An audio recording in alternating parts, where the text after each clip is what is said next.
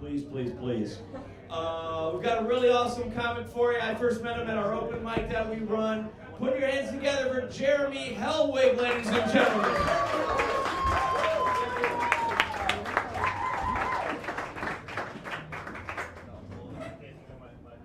So one thing I don't get is the proof system for alcohol.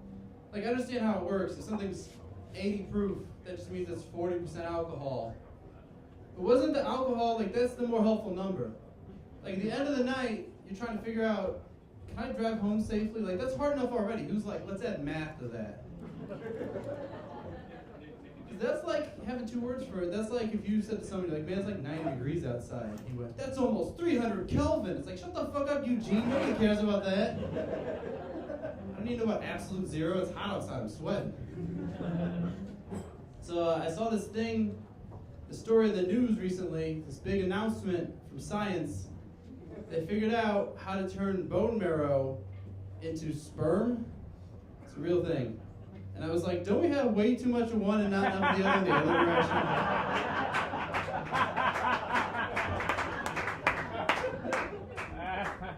I'll let her stop laughing. Because, like, I don't know about you guys, but I've never said, there's bone marrow everywhere. That joke is gross. So after I graduated from college, I taught English in China for a year at a university. And one thing that happened was all my students, they wanted me to give them an English name, like John or Sally or something like that. The problem is, whenever I lesson plan, they like to drink a few beers. Let's just say right now in China, there's a cute little girl who tells white people her name's Octopussy. Yeah, she's doing better than Fingerbang, though. He's having a tough time. Also, I almost got in a fight with a Chinese guy at some point, and I learned that if you're going to try and intimidate somebody, you should do it in your own language. Because I said to him, how about you get the fuck out of my face? And his answer was, no, you fuck my face.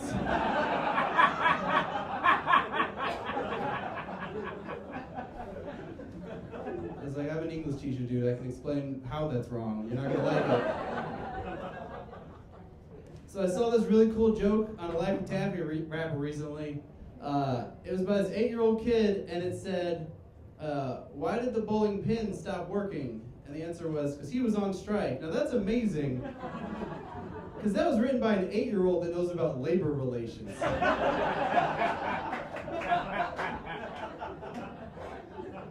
So I was inspired to write my own, and it's, why did the bowling ball stop working?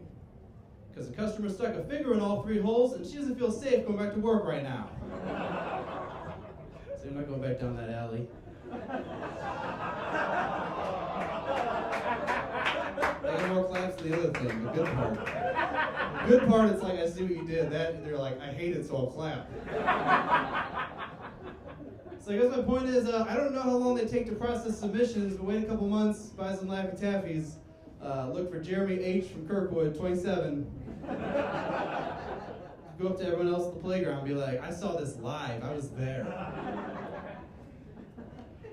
Yeah, so back when I was in college, I was talking to some people and I was telling a story, and this girl just interrupted me and she said, hey, that reminds me of an episode of Friends. I can compare any conversation to an episode of Friends. I do it all the time. It's kind of my thing. And now that was like 8 years ago. What do you think of the chances she's been murdered since then? It's got to be pretty high, right?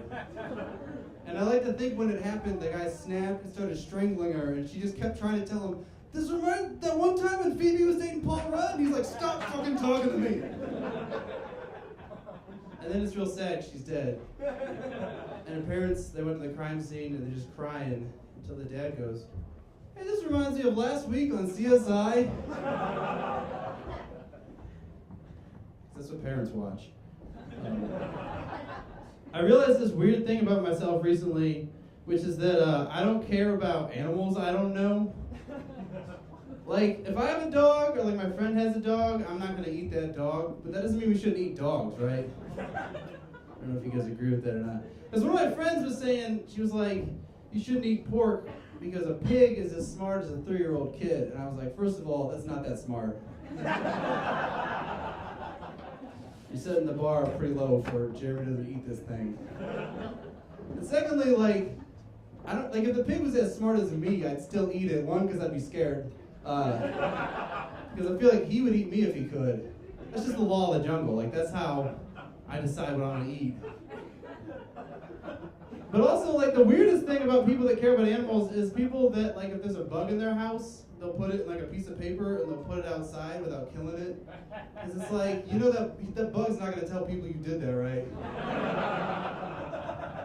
They're not gonna write about you in their bug Bible, the all-powerful but merciful human that let them go.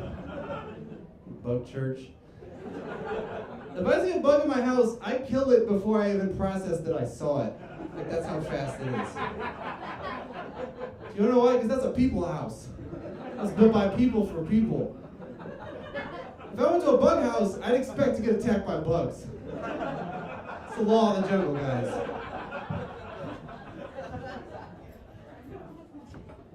So I saw this other thing in the news. It was, there's this guy in England, and he just wants to make people happy. So what does he do? He started dressing up like an angry clown and just showing up at night and staring at people. This is real, guys. I'm not clowning around. This is real. But, like, that's messed up because nobody wants to see a clown at night.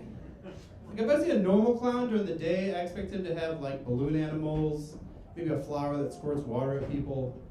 If I see a clown after midnight, I expect him to have, like, rubber gloves, chloroform. He's got piano wire and a ferret named Jim. I don't want to talk to that guy. But, like, on the article it said that the clown had a Facebook page, and so I went to it to see if it was real, and it was. And his most recent post, he said, I'm only going to share pictures that are actually pictures of me. Most of the pictures you guys are putting on here are of other clowns. And I was like, this town has multiple night clowns? It's the scariest place in the world. I'm not going to England until they figure this out. That is messed up.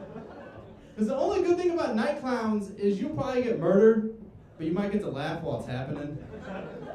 Like if you're walking down a dark alley and a clown jumps out at you, and the knife is real, but every time he stabs you, it goes, you're like, oh shit, oh hey, that's pretty funny. And then he reaches into your wounds and pulls out a bunch of multicolored handkerchiefs tied together for like a minute and a half. You're like, is he gonna make a tourniquet with that? Because that's a lot of blood. I think the worst would be if you get attacked by a night clown and they send you to the hospital and your doctor's Patch Adams. Not again!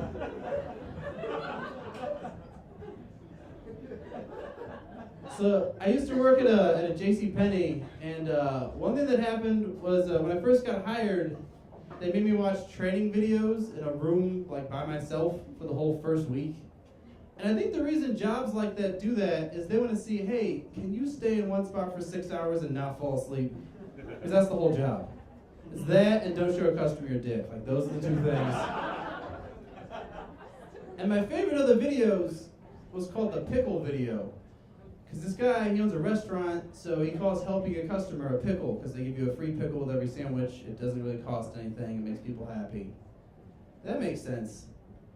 But then explain it for a couple minutes. It was all examples. So they'd be like, if you see a man that can't find the escalator, just give him the pickle. I'm like, this is a weird way to do sexual harassment training. Like, if you give him a good pickle, he'll be more likely to leave with a smile on his face and come back. I'm like, I don't think that's why I came to JCPenney, dude. I think there's other places you can go for that. Like Kohl's.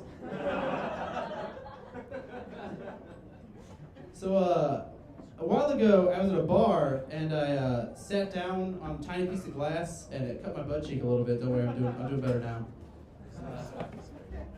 But I went and took care of it, and then like 10 minutes later, I went back to the bathroom to make sure I was still doing all right. And there's normally nobody in this bathroom, but I didn't even look. I just like immediately reached my hand down my pants, and I pulled it out and looked at it and went, oh, good. And then I looked up, and there's like 5 guys ready to use the urinal looking right at me. And so you know how when you do something embarrassing and people see it, you kind of mutter an excuse to yourself, but like loud enough so they can hear it? Like you're pushing on a door and you realize it says pull, you're like, oh, this door gets stuck every time, right guys? Hold that for you. Or if you tell a bad joke on stage, you're like, oh, working out the new ones. It's like that, except what I said was, just checking to make sure my butt's not still bleeding.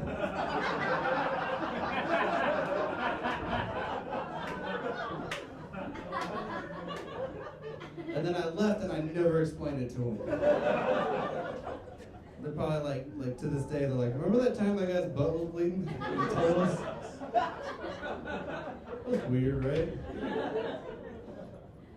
So I'll have this debate with my family off and on. It's been happening off and on for a couple of years, and it's bullshit. Because, okay, here's the premise of the debate. The premise is, Jeremy has to get the last word in every argument, doesn't he? Which is not fair, because here's how it goes. My brother will go, Jeremy, I just think you have to have the last word every time we argue. And it makes you seem like an asshole. And I go, hold on, that's not fair. He goes, see, you're doing it again. Yeah, it's not fair. One of my friends was, actually that's the end of my time, so sorry about that. I'm gonna go off stage. You guys have been fun. My name's Jeremy.